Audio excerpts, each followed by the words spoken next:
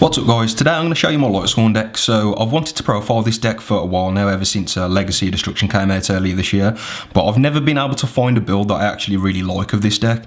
I've tried like the Chaos builds and like I've tried like everything with this deck, and it's just like they're not reliable. They're just based on like RNG. You have like some really good hands that make unbreakable boards, and then you have like some really terrible hands that you can't even play with. This version of the deck doesn't feel like that. It feels like every hand is playable. It's pretty good through hand traps. So yeah, let's just get straight into it. So for the first card is Dragonling. So this is the monster, the Lightsworn monster with the best effect. So if you've got a Lightsworn in grave, you can special summon it from your hand. Upon its special summon, it can send a Lightsworn from deck to grave, and then when this guy hits the grave in any way, you get to search for one of the big guys. The big guy that we play in this version is Judgment Dragon, because we value a board wipe more than we value the graveyard shuffle that Punishment Dragon offers. Because like you're going to be skipping your battle phase, so like having a board wipe is pretty good to like go in second. You need to like answer boards, so yeah, you're definitely going to play those. And then we play free Voice. So Dragonling has the best effect, but Voice is the most important Lightsworn because of her perfect type and attribute. So obviously we're playing like a Fiendsmith package in this deck. This card's effects are okay, so like sometimes it's going to unbrick your hands when you draw like Wolf and Felice, but we're not playing many of those cards, so that shouldn't happen too often. And when she's sent from deck to grave, she gets to revive a Lightsworn, which is a relevant effect because you're going to send her from deck to grave with the Synchro monster. And then we play one copy of Wolf and one copy of Felice. I'm not willing to play any more of either of these because they are just fucking terrible. I hate these cards so much. You can't even normal summon them. They just don't do anything. They just ruin your hands. And then we've got the spell cards. So we've got Free Charge of Light Brigade. This card's fantastic. I'd play 4 of it if I was allowed to. So you activate it. If you randomly hit a Lightsworn, then you add Dragonling from your deck to your hand. If you don't hit a Lightsworn, you add Voice, because Voice is a 1-card play. And then we play 3 copies of Solar Recharge. So this card's a bit iffy because it's quite weak to negation. So like Ash Blossom against this is like really good. But like I try playing this deck without this card, and you really do miss it when it's not there. It's good to discard any Lightsworn. So like even if you draw Dragonling or Voice, it's fine to like discard those and try and dig deeper into your deck, because you will find plays. Like this deck isn't like just a mess like other Lightsworn decks. So yeah, I think this card's too good not to play. It also triggers a Necroquip Princess if you happen to activate this while it's on the field. Typically though, you're going to be using this like before you summon Necroquip. So yeah, that's it for the Lightsworn engine. I wouldn't really change too much about that. I've tried Gareth. Gareth was quite cool because Gareth offers a lot of like additional draw power potentially, depending on if you hit any like Lightsworn monsters off it. But like I wanted to keep it as simple as possible because I didn't want to be drawing like too many like naff cards. So like the engine that's actually going to carry you through games is the Runic engine. So the Runic cards are fantastic to draw. They're fantastic to mill. So Fountain is diabolical. Like these cards, like I can't believe this card's real. But Runic Tip is like, I think Runic Tip is the best card in the deck, because this card does anything. It can be a monster negate, it can be a monster removal, it can be a spell or trap removal. It can be an extra deck monster if you want it to, of varied levels as well. You get to pick like the level of the fusion that you summon. Yeah, this card just does everything. 3 copies of Freezing Curses, which is the monster negate, so obviously this card's pretty good going second. 3 Flashing Fire, this is the monster destruction. Same again, this card's pretty good going second. But the one that really impresses me is this one. Destruction is the spell or trap destruction. So most muggles are not accustomed to having their back row destroyed by like spells and traps, especially in game 1. So this card like is pretty. So like you can hit like Nightmare Throne with this, and it can just like cripple their plays.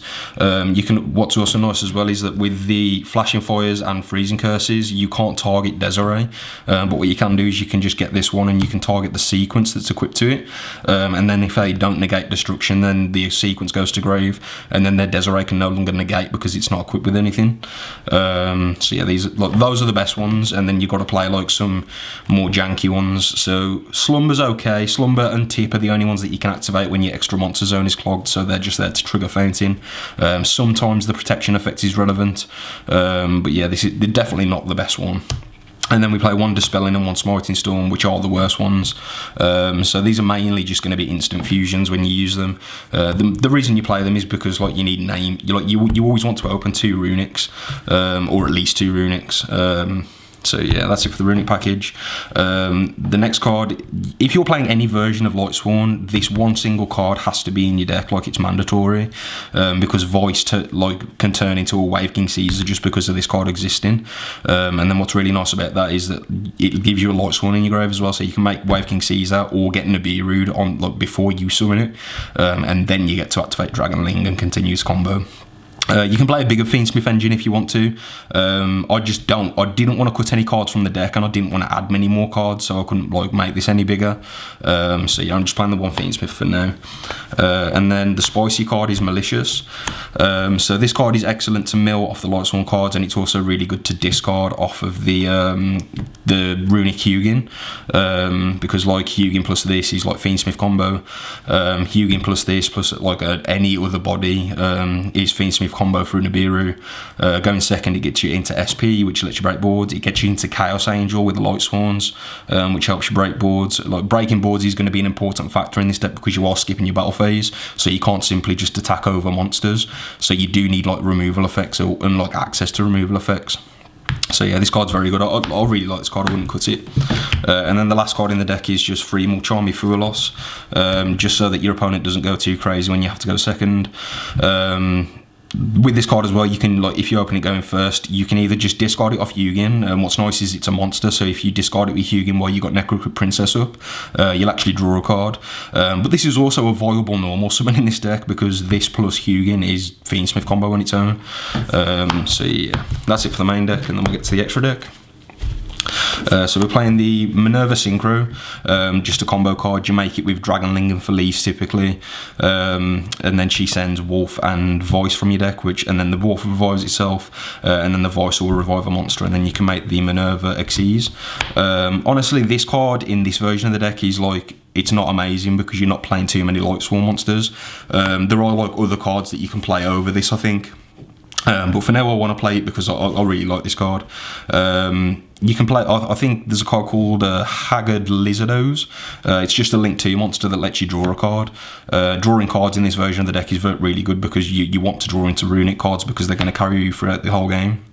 So yeah, that's it for the Lightsworn stuff. I'm also playing a number 38 Hope Harbinger Titanic Galaxy guy. I just don't have it with me, so I can't show it to you. So this is a 14 card extra deck. Just bear in mind that is the missing card. And you make the Titanic with this girl, and you make it with Judgment Dragon. So that's it for like the Lightsworn like extra deck cards. And then we got the runic extra deck cards. So we've got 2 Hugin and 1 Geri. I did try playing this deck with only 1 Hugin because I wanted to like make space for other stuff in the extra deck, but I think you can't play any less than these 3. I don't think the second one just came up way too much, and like you can't cut this one because you're sometimes going to mill Fountain, and this adds it back. So yeah, this one also makes Chaos Angel with Malicious and Fiendsmith Engraver, and this can also make Chaos Angel with the Minerva Synchro and with Judgment Dragon, so they're quite cool. And then we've got the Fiendsmith stuff, so we got the Moon, we've got Requiem, we've got Sequence, obviously we've got Desiree, and I'm also playing the Link Free. So what the Link Free allows you to do is when you sequence summon Desiree, you can then link away the sequence and the Desiree into this guy, and then your Desiree effect is going to trigger to send a card from field to grave, and then you can use this guy to revive Desiree and it'll equip to him, and then you can just equip the sequence to him as well, and he'll go to like huge attack because this increases his attack, and he won't be able to be targeted. I think this is important in this kind of version because you do need to break boards. Like when you go second, you need to out stuff, otherwise you can't, because like you can't attack over stuff. So yeah, we also play these as well. These are like Fiendsmith cards technically. So Necroquip sort of replaces the cards like Coral Dragon and stuff that people usually play in runic Lightsworn decks, because they're like its draw power, but like it also gives you access to this card, which is really good because this card checks Nibiru, checks it before you like commit like your Dragonling and stuff to the field, which is just really nice. And then the last 2 cards are SP Little Knight and Chaos Angel. Basically both here for the same reason, because you do need to out cards on the field because you don't, like, you're skipping your battle phase, so you need to out stuff. Sometimes you'll make SP going first as well. It just depends on how much like expendable material you have. So yeah, that's it for the extra deck. For my side deck, it's 1 Magnamut, 2 Druisworm, 3 copies of Perulia, 3 Dark Ruler No More, 3 Evenly Matched, and 3 copies of the Black Goat Laughs. The reason for the black goats is because when you go first, you want to side this card out, and that was just like the best thing that I could like think of. But like my side deck is like subject to change, so like don't like quote me on it. So yeah, thank you for watching. Like, comment, subscribe.